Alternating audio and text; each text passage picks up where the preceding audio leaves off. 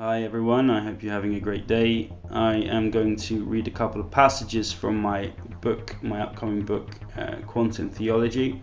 This is about Paul and Josephus seeming very much to be the same person. It's more an item of historical curiosity. It's not really religiously based in any way, but I thought it would be interesting for you, and I wanted to make a video, so I thought, why not? Okay, quote, Paul and Josephus are statistically likely to be the same person. They both start a ministry under Barus, Josephus, and Barnabas in the case of St. Paul. Similar names indeed. Ralph Ellis adds a tentative supposition positing a scribe noticing the apparent similarity in these figures' early life, that a simple etching out of a few Greek letters would be all that was needed to change Barnabas to Barus and avert the suspicion of anyone paying close attention and perusing Josephus and St. Paul's writings intertextually. One eye-catching story occurs in the Acts of the Apostles. On St. Paul's second ministry journey, he travels to Athens, whereupon he causes a lot of noise in the marketplace, stirring up enough of a furore that he raises the eyes of the locals and gets in trouble with the learned men of Athens. He is then subjected to an intellectual interrogation by these same learned philosophers, a curious reminder of Josephus' bedazzling of the rabbis in the temple of Jerusalem as a child, and of course the young Jesus does. He then proceeds to give a stirring speech at the Areopagus, the amphitheatre cut into rock on the hill of Mars, and epicenter in Athens, for men of the day to give rousing speeches. This is of course done without any hint in the historical record, no mention at all by anyone of Paul's visit, and his antics are left to us afterwards by secondary commentators.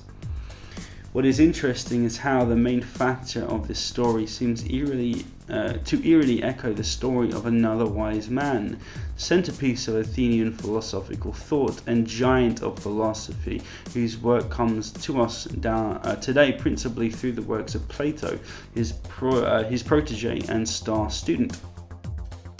It is possible that this is coincidental, but in this account in Acts numbering about 500 words, the writer tells us everything we need to know while giving no specific detail with any economy of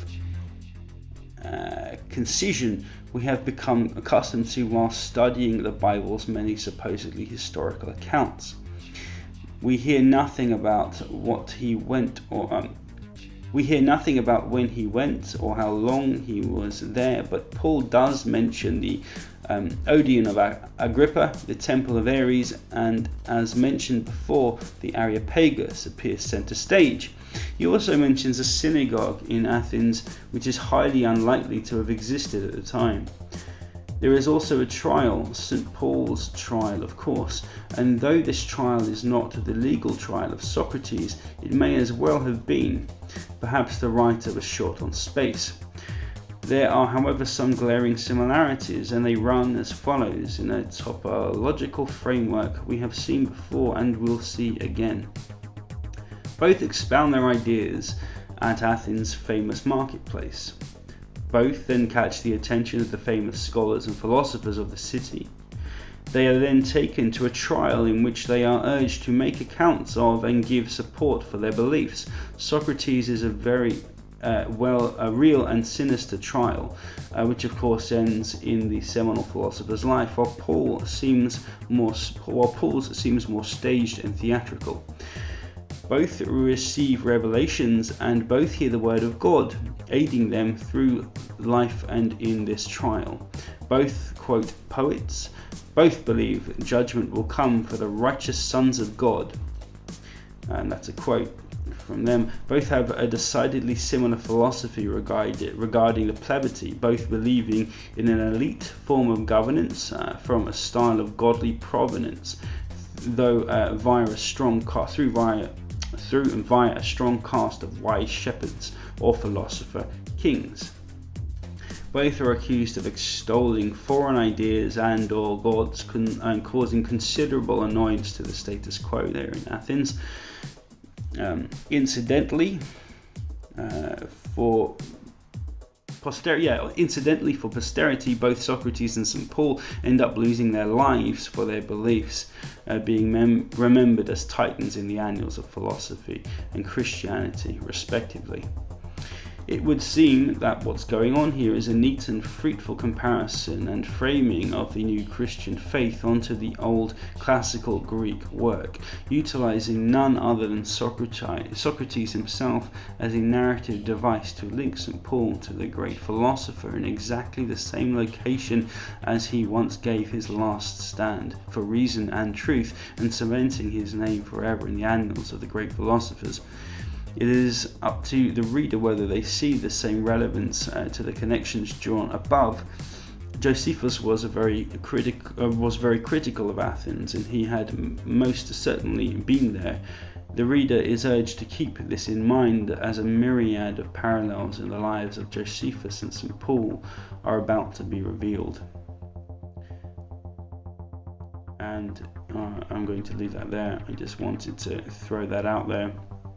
This is, of course, a kind of typology. We see many typological references in the Old Testament upon New Testament characters. One of the biggest would be Moses and Jesus, Joseph and Jesus as well.